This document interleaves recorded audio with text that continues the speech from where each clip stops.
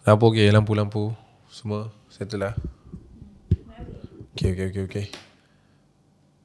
Semua cantik. Alright. Okey, jom. Lagu tutup. Apa ringtone lagu macam tu?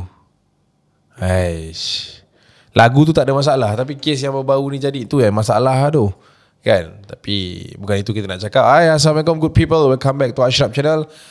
Alright, kita nak bincangkan tentang satu tragedi yang baru saja berlaku yang menggegarkan ruangan akhbar ataupun media Malaysia, di mana kejadian terhempasnya kapal terbang di Almina. Alright, so kita nak cerita tentang tak adalah kronologi kejadian sebab polis pun sedang menyiasat. Cuba kita nak throwback sikit tentang beberapa insiden yang pernah berlaku di kawasan tersebut.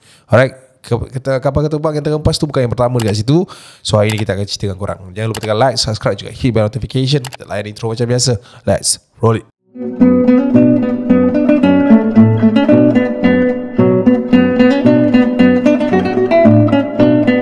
Alright guys, seperti mana yang Acap cakap, minggu lepas kita dikejutkan, satu Malaysia dikejutkan dengan berita duka di mana ada sebuah laporan pesawat terhempas di Almina Central Park, Seksyen U16 Shah Alam. Difahamkan juga pesawat tersebut dikatakan berlepas dari lapangan terbang antarabangsa Langkawi pada pukul 2.08 petang menuju ke lapangan terbang Sultan Abdul Aziz Subang. Sebelum tu Acap nak ucapkan taziah kepada keluarga tragedi Almina di mana difahamkan, dilaporkan 10 orang mangsa telah pun terkorban dalam naas pesawat tersebut.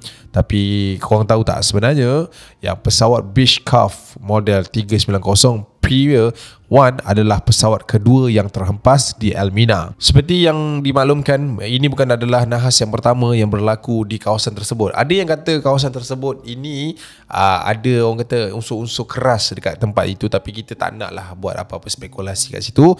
Kita just nak throwback dengan korang kes tentang pesawat-pesawat yang pernah mengalami kejadian yang sama ataupun hampir mengalami kejadian yang sama ataupun selamat mereka daripada bencana yang sama. Macam kita katalah, dekat atas pesawat ni kita tak ada garanti, macam-macam boleh jadi. Tapi yang first kita nak cerita ini adalah tentang satu pesawat daripada Japan guys. Kejadian ini agak tular ketika tahun 1977 tu, di mana kejadian ini menyebabkan ataupun melibatkan sebuah pesawat Japan Airlines JAL pada ketika tersebut.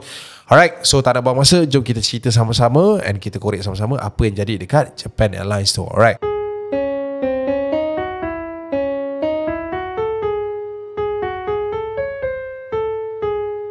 Japan Airlines. Pada 27 September 1977, terhempasnya sebuah pesawat Japan Airlines ataupun dikenali sebagai JAL Flight 715 yang telah mengorbankan 34 orang dalam tragedi tersebut. Pesawat ini dikatakan terhempas di sebuah bukit di Estate Almina yang ketika itu masih lagi waktu tu belum diteroka lah, which is waktu tu adalah ladang getah yang hanya 6 km sahaja dari lapangan terbang Sultan Abdul Aziz Shah Subang. Dikatakan punca kejadian pesawat ini terhempas adalah kerana cuaca yang buruk, which is ketika itu guys, kalau korang nak tahu, keadaan menjadi orang kata apa, tidak menyebelahi mereka apabila ribut peti yang berlaku ketika itu gagal dikawal ataupun gagal diimbangi oleh pesawat tersebut. Pesawat JAL Flight 715 ini dibawa oleh McDonnell Douglas DC-8 dengan 69 penumpang dan 10 anak kapal yang difahamkan berlepas dari lapangan terbang Haneda di Tokyo.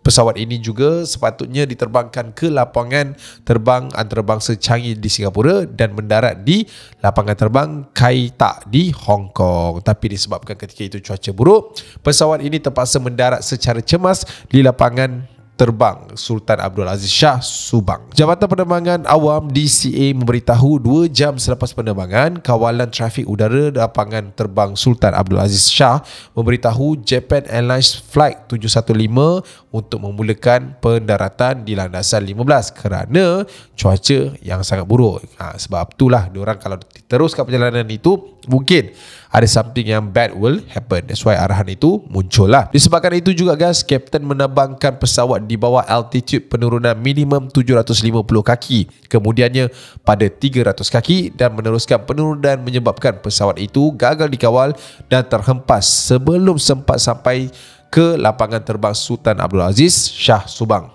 Dan dalam tragedi ini, seramai 26 penumpang dan 8 anak kapal termasuk kaptennya meninggal dunia. Dan kematian kru penerbangan ini juga disebabkan cuaca buruk yang menyumbang kepada kemalangan jiwa. Menurut siasatan awal, pesawat ini pada mulanya mengalami kebakaran di setengah tempat, tetapi selepas siasatan dijalankan, mereka mendapati pesawat ini dihentam sebenarnya, ataupun dia langgar something dan menyebabkan pesawat itu terhempas, bukan kerana kebakaran yang berlaku di dalam. So mungkinlah masa jumpa tu orang nampaklah ada bahagian-bahagian yang boleh dikaitkan dengan hentaman lah, tapi laporan keluar kata terbakar. So macam itulah cerita dia. Alright.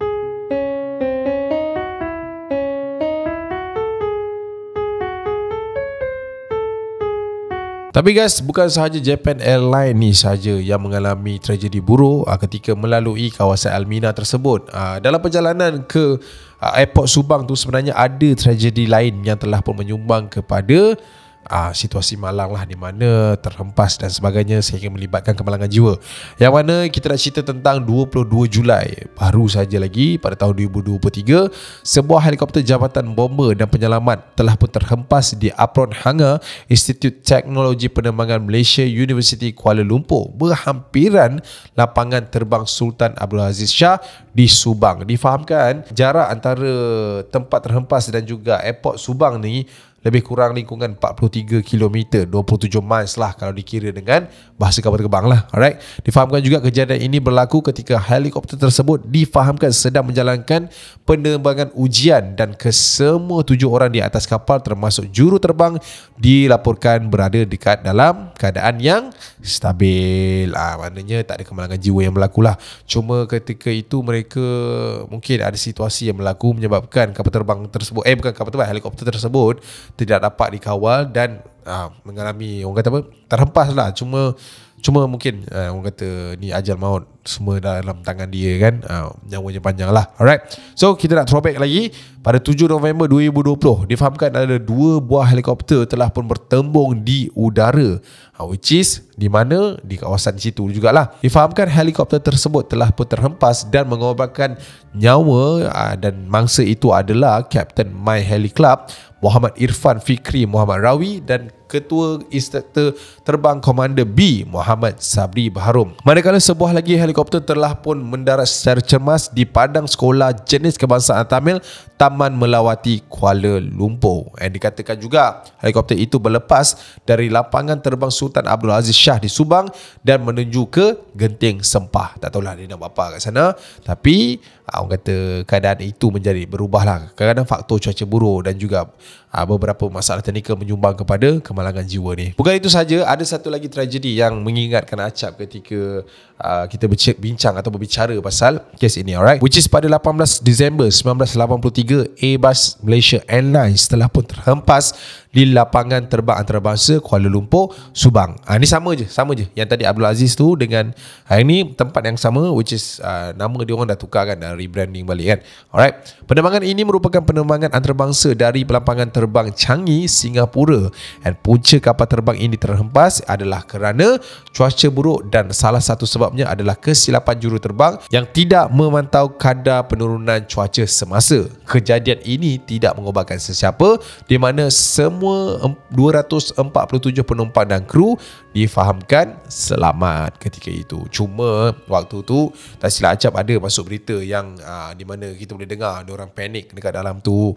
And of course lah kan, bila kita cerita pasal kenderaan di udara ni, tak ada siapa pun yang boleh garanti. Tak kisahlah airlines mana yang awak masuk, dia orang ada garanti ni. But kalau nak jadi, dan jadi. Alright. So itulah dia guys, macam kita baca pasal kemalangan jiwa dan tragedi yang berlaku baru-baru ni di Almina, di mana kita boleh nampak lah kan, ada klip-klip yang memaparkan orang kata orang awam yang melalui jalan itu, which is ada satu kereta yang pemandu Grab yang dia dapat WhatsApp bini dia gurau-gurau sebelum tu, seorang yang bawa motor yang berjalan kat situ kena hentam dengan kapal terbang tu kan. And ada juga viral video-video dia minta tolong dan sebagainya. Acap harap lah kalau boleh korang jangan sebarkan lagi, jangan panjangkan lagi benda-benda alah macam ni, okay? And sekali lagi lah Acap nak ucapkan takziah kepada semua ahli keluarga mangsa yang terlibat dengan naas tragedi pesawat Beechcraft model 390. And semoga orang kata semoga kuat, semoga tabah untuk menerima berita duka ni kan. And macam seperti apa yang kita nampak dalam berita, mereka pun tidak mahu kita menyebarkan benda yang tak pasti.